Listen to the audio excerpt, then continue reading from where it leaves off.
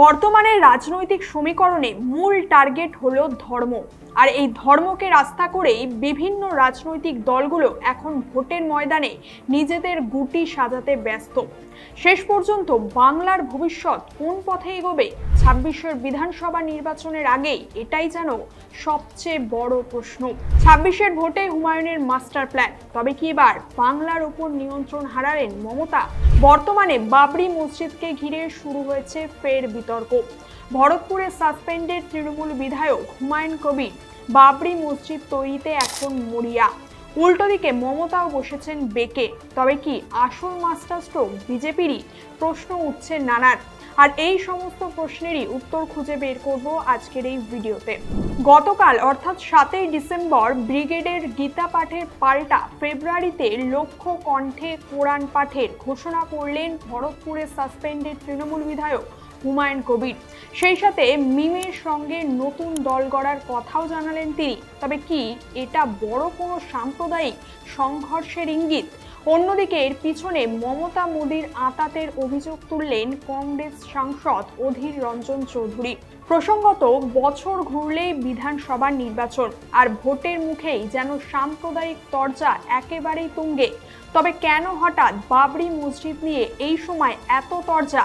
এই প্রসঙ্গে বাবরি মসজিদের ইতিহাসের দিকে যদি একটু চোখ রাখি, সালটা ছিল ১৫২৮। মুঘল সম্রাট বাবরের সেনাপতি মীর বাকি উত্তরপ্রদেশের অযোধ্যাতে বাবরি মসজিদ নির্মাণ করেন। এই মসজিদ ছিল মুঘল স্থাপত্যের একটি নিদর্শন, যা সম্রাটের শক্তি ও ধর্মীয় বিশ্বাসের প্রতীক।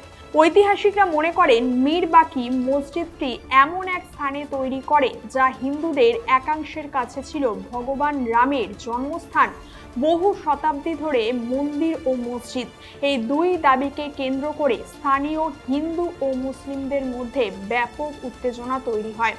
এরপর ১৮৮৫ সালে বিষয়টি প্রথমবার আদালতে পৌঁছায়, মসজিদের বাইরের চত্বরে রাম মন্দির তৈরির অনুমতি চেয়ে। এরপর সেই আবেদন খারিজ হয়ে যায়। এরপর ১৯৪৯ সালের এক রাতে মসজিদের কেন্দ্রীয় গম্বুজের নিচে রহস্যজনকভাবে ভগবান শ্রী রামচন্দ্রের মূর্তির আবির্ভাব ঘটে। তখন সরকার দ্রুত এটিকে বিতর্কিত কাঠামো ঘোষণা করে গেট বন্ধ করে দেয় এবং জায়গাটি সিল করে দেওয়া হয়। ১৯৮০-র দশকে বিশ্ব হিন্দু পরিষদ ওই স্থানে রাম মন্দির নির্মাণের জন্য একটি বিশাল আন্দোলন তৈরি করে। এরপর দেশ জুড়ে মন্দির মসজিদ নিয়ে শুরু হয় রাজনৈতিক তরজা। আর সবচেয়ে মর্মান্তিক অধ্যায়টি আসে ১৯৯২ সালে ৬ই ডিসেম্বর। তখন সারা দেশ থেকে জড়ো হওয়া লক্ষ লক্ষ করসেবক বিশ্ব হিন্দু পরিষদের সমর্থক, তারা সরকারি নিষেধাজ্ঞা উপেক্ষা করে সেই ঐতিহাসিক কাঠামোটি ভেঙে ফেলে। এই ধ্বংসের ফলে ভারত জুড়ে ভয়াবহ সাম্প্রদায়িক দাঙ্গা শুরু হয়, যাতে বহু মানুষের প্রাণহানিও ঘটে। অবশেষে দীর্ঘ আইনি লড়াইয়ে ২০১৯ সালে ভারতের সুপ্রিম কোর্ট রায় দেয় যে বিতর্কিত জমিটি রাম মন্দির নির্মাণের জন্য একটি ট্রাস্টকে দেওয়া হবে এবং মসজিদ নির্মাণের জন্য অযোধ্যার অন্য স্থানে মুসলিমদের ৫ একর জমি বরাদ্দ করা হবে। আর এবার সেই বাবরি মসজিদ নির্মাণকে ঘিরেই রাজনৈতিক মহলে শুরু হয়েছে জোর চাঞ্চল্য। সম্প্রতি মুর্শিদাবাদের ভরতপুরের তৃণমূল বিধায়ক হুমায়ুন কবিরকে তৃণমূল থেকে সাসপেন্ড করা হয়েছে। চলতি মাসের ৬ই ডিসেম্বর হুমায়ুন কবির মুর্শিদাবাদের বেলডাঙ্গার রেজিনগরে মসজিদ তৈরির শিলান্যাস করেন। উল্টো দিকে এই ৬ই ডিসেম্বর তৃণমূল কংগ্রেস সংহতি দিবস হিসেবে পালন করে, আর তাই তৃণমূলের সঙ্গে একমত না হওয়ায় তাকে সাসপেন্ড করা হয়েছে। আর এরপর থেকে তৃণমূলের প্রতি তার ক্ষোভ যেন আরও বেশি করে চোখে পড়ছে। তাই আগত বিধানসভার ভোটে তিনি নতুন দল করবেন বলে জানিয়েছেন, আর সেই দলের ঘোষণা হবে ২২শে ডিসেম্বর। তবে এই হুমায়ুন কবির রাজনৈতিক চরিত্র বহু বৈচিত্র্যময়। তার কারণ তিনি কিন্তু এই প্রথমবারের মতো দল থেকে সাসপেন্ড হননি। এর আগে ২০১৫ সালেও তৃণমূল থেকে সাসপেন্ড করা হয় তাকে।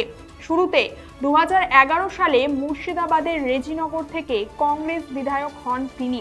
এরপর তৃণমূলে যোগ দেন এবং ২০১৫ সালে সাসপেন্ড হওয়ার পর ২০১৬ সালে রেজিনগরের নির্দল প্রার্থী হিসেবে যোগ দেন।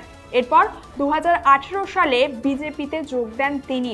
তারপর 2021 সালে ফের তৃণমূলে যোগ তার, আর এবার 2025 সালে ফের তৃণমূল থেকে সাসপেন্ড হলেন তিনি। আর দল থেকে সাসপেন্ড হতেই বাবরি মসজিদ গঠনের ডাক এবং টিএমসি ও বিজেপির বিরুদ্ধে একটি নতুন দল গঠনের ঘোষণা করলেন হুমায়ুন কবির। বিধানসভা ভোটের ঠিক আগেই তাই বঙ্গ রাজনৈতিক সমীকরণের হাওয়া যেন বেশ গরম। কিছুদিন আগেই শেষ হলো বিহারের বিধানসভা নির্বাচন, এরপর বাংলায় এসআইআর ঝড়, এরপর মন্দির মসজিদকে ঘিরে ফের সাম্প্রদায়িক বিতর্ক। কিছু সংখ্যালঘু সম্প্রদায়ের মুখে এখন মমতা বিরোধী স্লোগান। তবে কি 26-এ গদি হারাবেন মমতা?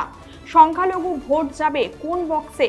নাকি এসব নিছকই শুধুমাত্র হাওয়া বদলের মেকি ঘটনা? তার কারণ এর আগে আমরা দেখেছি যে ব্যক্তি অন্যান্য হেভিওয়েট নেতা মন্ত্রীদের কুর্সিতে বসতে সাহায্য করেছিলেন, কিন্তু ভোটের ময়দানে যখন নিজে খেলতে নামলেন তখন শূন্য হাতে ঘরে ফিরলেন।